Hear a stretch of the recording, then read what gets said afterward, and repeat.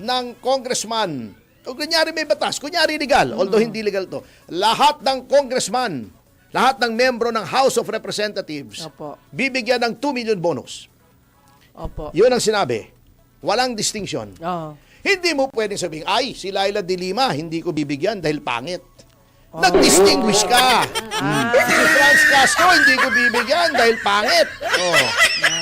Si Percy Sendanya, hindi ko bibigyan dahil tabingi yung bibig. Wala naman sa batas eh. Oh. Sabi lahat. Pag sinabing lahat, hindi nagdi-distinguish. Hindi, kung ang batas walang distinction, yung nagpapatupad ng batas, Ay, hindi pwedeng pwedeng mamili. mag-distinguish. Ayun. Very simple yon. Basta arestado ka, you have the right to counsel at all times. Sa lahat ng oras. Okay. Tingin ko, it's very irresistible eh. Kasi, but if hahanay yung mga mambabatas, lalong-lalo na yung mga kongresista na magko-conduct ng impeachment, kung hahanay sila pabor sa impeachment, ang laki habang lumalapit sa 2028, tumataas ang risk nila. So, kumbaga, baka katapusan na ng political career yung kapalit ng pera na matatanggap for impeachment. As to your other question, tingin ba matutuloy yan? Hindi talaga mapipigilan yung Makabayan Bloc na mag-file ng kanilang reklamo for impeachment. Meron pong pahayag sa isang panayam kay Acting Secretary ng DBM, Ronaldo Toledo. Sabi nga niya rito, binigyang diin niya ng mga program funds pwede lang ma-release pag may excess revenues, which ang bansa po natin laging deficit po tayo. Tapos dadaan daw sa rigid validation at mag-secure pa ng certification mula sa Bureau of Treasury. Kinote siya dito, sabi niya rito, hindi ito illegal, ito ay binigay ng Kongreso. Sinabi ng na ito ay binigay ng Kongreso sa amin at ayon sa batas, pwede po natin gamitin bilang to stop that, lalo na yung mga project na urgent at saka kailangan nating implement. Kung kailangan palang implement, bakit kailangan nasaan program? Correct. Dapat pinondohan na yan to begin with. Diba? Dapat prioritize natin yung pagpopondo ng mga proyekto na yon if they are so necessary and so urgent. So, hindi mo ilalagay sa program kung napaka-urgent. So, isang hinanakit ko dyan, yung mga trend na bawasan na naman yung budget para sa mga trend, and so nadidelay. So, isa pa yon, that should be given a top priority, pero ang daming excuses, right of way, nag-start pa lang ngayon ng drilling, ginagawa yung North Rail, etc. Pati yung kabagalan sa paggawa ng MRT-7, ang dami pa rin mga issues. So, kumbaga, the priority projects are misnamed, hindi sila priority. Given na ganyan yung attitude tungkol sa ating budget, napupunta pa sa mga unprogrammed appropriations. Yung nababanggit po ni Senadora Amy for impeachment kay Vice President Sara, nakikita nyo rin po ba na still same? And nakikita nyo rin po ba na uusad? Kasi mahigit 2 taon na lamang po, election na. Possible ba mag-recalibrate dito, re-strategize yung mga mambabatas ukol dito sa pagkukonsidera, or mananatili silang okay lang kasi meron silang budget? Well, tingin ko it's irresistible talaga yung budget. Kung totoo yung sinasabi nga ni Senadora Amy na yung soft pork ay para pondohan ng impeachment, alam natin na yung term na pondohan ng impeachment ay supposedly babayaran yung mga boboto, yung mga, let's say, yung mga mambabatas na involved dyan. So, tingin ko, it's very irresistible eh. Kasi, but if hahanay yung mga mambabatas, lalong-lalo na yung mga kongresista na magko-conduct ng impeachment, kung hahanay sila pabor sa impeachment, ang laki habang lumalapit sa 2028, tumataas ang risk nila. So, kumbaga, baka katapusan na ng political career yung kapalit ng pera na matatanggap for impeachment. As to your other question, tingin ba matutuloy yan? Hindi talaga mapipigilan yung Makabayan Black na mag-file ng kanilang reklamo for impeachment. But will it prosper? Nagbago yung rules ng impeachment proceedings sa House of Representatives.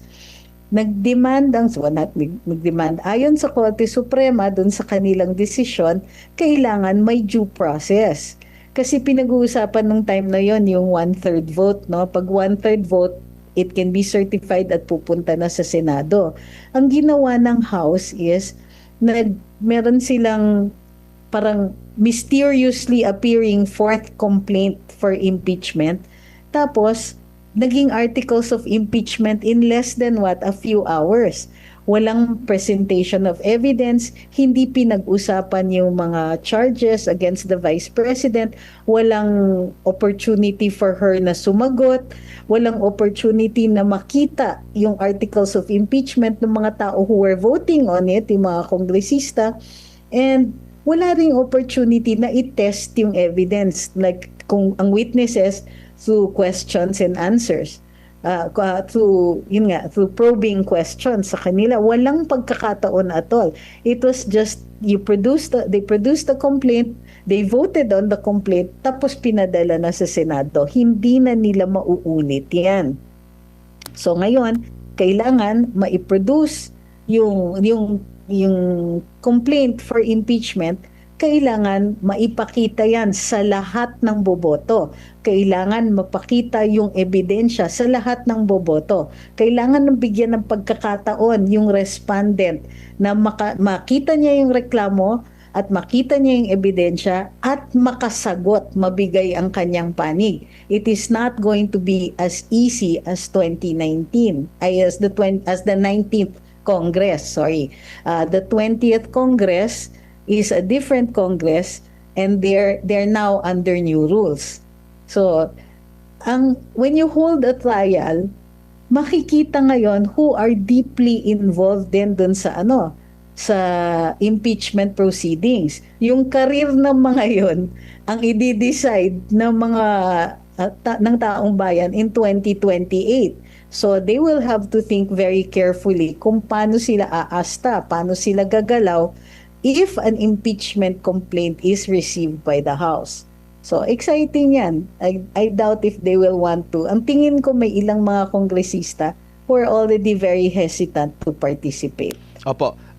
Ma'am, balikan ko lang yung sa PhilHealth na dapat isole, no? Parang kasama na yata sa 2026. Pero marami pong mga mga nag-a-analyze dito na tama ba 'yon? 'Di ba merong tinanggal na pondo mula sa PhilHealth, tapos magbabudget ulit para sa PhilHealth. Di ba double taxation yun? Di ba meron na ka ng kinuha, nilaan para sa PhilHealth, tapos kinuha, at ang sabi yun ang dapat na maibalik, no? Pero ang ginawa dito, naglagay ng karagdagan na pondo para sa PhilHealth po. First, madidetermine dapat kung saan yan ginastos. But yes, kailangan na ipasok siya sa budget kasi it was returned to Treasury. So, ibig sabihin, yung Treasury, yung magbabalik. Para mag-disburse ng pondo, kailangan may batas. So, that's why nilalagay talaga siya in the next budget, regardless of where the money comes from. But more importantly dyan is, kailangan transparent din sila kung saan nila nilaan yung pera. Bakit? What projects were they spent on? Kasi I remember si Undersecretary Claire Castro was saying that yung ibang pera na yan ay ginamit for roads. Now, dapat, according to the law, pag pondo ng PhilHealth for health concerns. So she had to make up the excuse na yung mga roads kasi papunta sa ospital and therefore health-related pa rin yan. I don't know if you remember this. So those are two different issues. Pero tama yon, the court has ordered na kailangan ipasok siya doon sa budget para ma-disburse siya kasi bumalik siya sa treasury. In order for government to be able to spend that again, spending pa rin yun kasi pag nag-transfer ka back ng pera, kailangan may batas. And that law is going to be, or is the GAA. So tama pa rin yun. But it is also important for us, corollary to that, questionin natin saan ninyo ginastos yung pera na tinransfer before, or nagastos nyo ba? What was the reason for transferring it back? So, marami pang unanswered dyan. Mas mahalaga yung ganong katanungan. Sasabihin nila, wala naman yun dun sa Bill of Rights na may counsel. Okay, eto sagot ko dyan. Pwede pong dagdagan ng batas ang karapatan. Hindi pwedeng bawasan kasi yan ay civil and political right. Yung right to counsel. Okay. Ngayon, ang saying dyan ay, sa Latin din, semper presumo in favorem maiora jura. Ayun. Okay. Always presume in favor of greater rights. Ayun. Okay. Okay, number 2. Opo. Talaga bang custodial investigation? Alam mo, pag sinabi mong ang tao ay may karapatan ng abogado kapag siya ay custodial investigation, tama ka. Pero pag sinabi mong ang tao ay may karapatang magkaroon ng abogado kapag custodial investigation lamang, Ayun. pag nilagay mong only lamang, mali ka na. Parang pag sinabi mong si Dingdong Dantes ay gwapo, Siya lang. yeah. tama ka. Oh. Pero pag sinabi mong si Dingdong Dantes lang ang gwapo, Mali. paano naman si Piolo? Gwapo rin yun, si Ruru Madrid. Yun. O, gwapo rin yun, Oh, sino ba? yeah. Sino ba? Si Attorney Topacio. Hindi, wag yun. Di ba gwapo? Hindi gwapo yun. Mas sex appeal. Papayag ako. Sino ba mga artistang gwapo? Isip kayo. Oh, hindi pwede kasi maraming gwapo. Ayun. Di ba? Oh, si Ronald Llamas. Hindi gwapo. Oh, oh yun Wala ang akong mapiling gwapo. anong sinasabi kasi ng batas? Yung sinabi kong, Ah. in all criminal proceedings, a person shall have the right to counsel. Ano ba yung aresto? Ano ba yung aresto by virtue of a warrant? Ang criminal proceedings ay nagsisimula sa pag-file ng information sa hukuman ng prosecution. Opo. Kapag nag-file ng information, ang huwes ay may 10 araw para tignan kung iyan ay may probable cause. Ayun. Pag may probable cause, mag-i-issue ng warrant yan. Anong purpose ng warrant? Upang yung akusado ay madala sa hukuman. Bakit kailangang madala sa harap ng hukuman ang taong may kaso, may criminal case?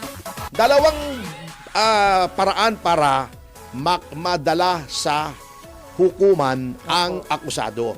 Sumurrender siya sa hukuman, Okay. may warrant po pala ako, narito na ako.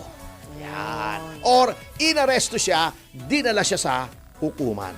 Ayun. Anong purpose kung bakit hinaharap sa hukuman ang akusado? Because yung presensya niya sa hukuman, yun ang magbibigay ng jurisdiction sa hukuman para litisin yung criminal case niya. Anong epekto pag hindi siya nadala sa hukuman? Okay. Hindi uusad yung kaso dahil walang jurisdiction. Ayun. Ma-archive. So, walang jurisdiction, walang warrant or surrender, walang criminal proceedings. Pag inaresto ka na, dinala ka na sa korte, mag-uumpisa na yung criminal proceedings. Sa tulad ni General Pocis, dinala siya nung makalawa. Opo. Sa 14, mag-uumpisa na. Or tutuloy na yung criminal proceedings. Okay. So, since yung arrest ay part of criminal proceedings, may karapatan siya na magkaroon ng abogado sapagkat nakalagay sa konstitusyon in all criminal proceedings. Ayun. Yan. Pang-apat na dahilan, ang ating bansa ay signatory sa United Nations Covenant on Civil and Political Rights, as well as bound tayo sa Universal Declaration on Human Rights. Opo. Anong nakalagay sa Declaration on Human Rights? Right to counsel, right to judicial remedies. Hindi pwedeng ipagkait. Kaya may right to counsel. Kaya yung nagsasabing, dahil hindi custodial investigation, yung pagwarrant ay mali po kayo. Ayun. Ngayon, yung nagsasabi, tinitwist nila Opo. para nagsisinungaling, mga sinungaling Ang gusto ko daw sumakay doon sa kotse. Hindi po yon ang totality ng aming demand. Tingnan nyo yung video kasi. Ayun. Gusto namin pumasok. Gusto namin kausapin yung kliyente namin. Yun ang sinisigaw namin. Tingnan nyo yung video. O, i-fact check nyo ako. Ayaw nila, sabi ng isang pulis, hindi po daw pwedeng pumasok sa loob. Sabi namin, paglabas, sasakay kami sa kotse, kakausapin namin yung aming kliyente. Bakit sa kotse? Kasi nakalagay pa ang qualification ng right to counsel is the right of the accused to confer privately. Yung walang nakakarinig. Pabababain sana namin sila. Kakausapin namin sa loob ng auto. Kaya sabi namin, sasakay kami para makausap namin. Wala namang way Isa yung paraan, pero hindi po yun ang gusto namin mangyari. Ang gusto namin, makausap. Anyway, mga kasama, mga magulang at mga kapatid, magpapatuloy po ang ating pag-aaral